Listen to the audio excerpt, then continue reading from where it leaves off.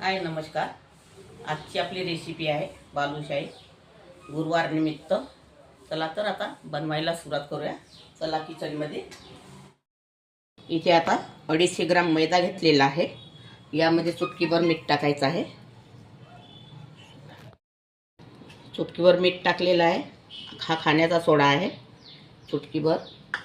आणि हे दही आहे। दही टाकायचं। बालुशाहीची खूप छान टेस्ट येते। 1 वाटी दही घेतलेला आहे टाकलेला आहे।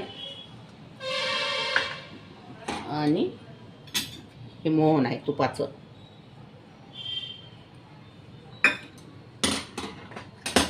आता याला छान असं मिळवून घ्यायचं। मिक्स करायचा हा मैदा यामध्ये छान।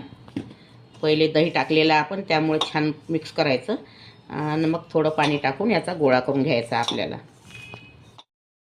आता हा आपला गोळा तयार झालेला आहे। आता याला मी 10 मिनिटापर्यंत झाकून ठेवणार आहे।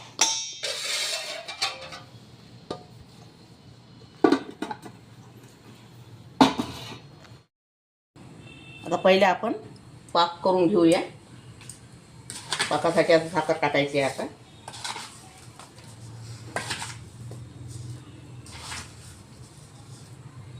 एवढी साखर घेणार आहे मी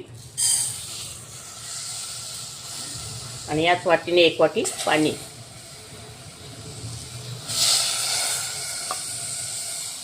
हा पाक करून घ्यायचा आहे आपल्याला। आता याचा छान पाक होईपर्यंत व्हिडिओ नंतर दाखवते तुम्हाला। आता हा आपला पाक होत आलेला आहे। हे बघा आपल्याला एकदम घट्टही नाही लागत गाढा आणि एकदम पातळ पण नाही, मिडियम ठेवायचा आहे। आता इथे मी 5 ते 7 केशरचे दांडे घेतलेले आणि विलायची घेतलेली हे पण यामध्येच टाकायचे। केशरने कलर छान येत असते। हे बघा एवढा ठेवायचा आपल्याला पाक।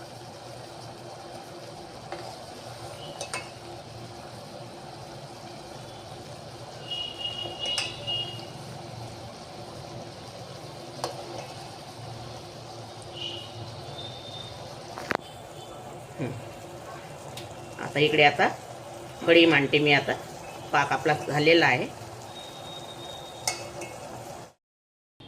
आता आपला गोळा पण मुरलेला आहे। असा छान असा तोडल्यासारखा करून घ्यायचा गोळा असा।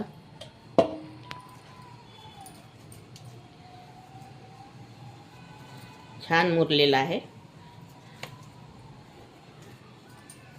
याला एकदम प्लेन नाही करायचा आहे गोळ्याला।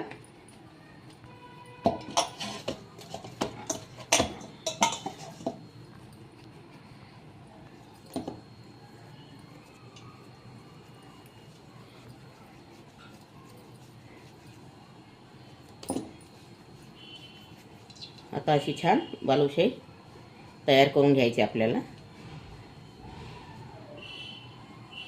आरपार असं छिद्र पाडायचं म्हणजे असं होल पाडल्याने बालुशाही आतपर्यंत छान शिजून जाते।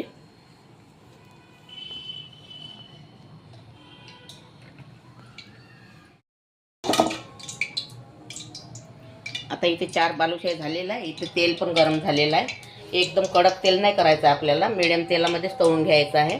असं एक थोडंसं टाकून पाहायचं। तेल ओके आहे आपलं हे। आता याच्यामध्ये मी बालुशाही टाकणार आहे।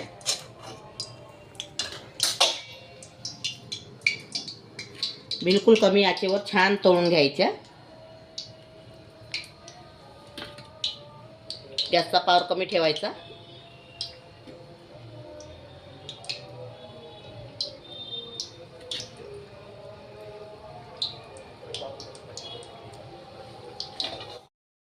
हे बघा आता आपली बालुशाही तळून झालेली आहे। आता आपला पाक सुद्धा गरमच आहे। आता हे पाकामध्ये टाकायचे आहे आणि 2 ते 3 मिनिटं पाकामध्येच ठेवायची बालुशाही।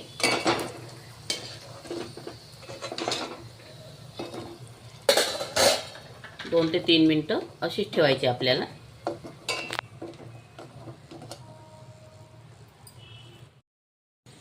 आपली बालुशाही तयार झालेली आहे। अगर तुम्हाला माझी बालुशाहीची रेसिपी आवडली असेल तर व्हिडिओला लाईक करा, शेअर करा आणि चॅनलला सबस्क्राईब करा। व्हिडिओ बघितल्याबद्दल धन्यवाद।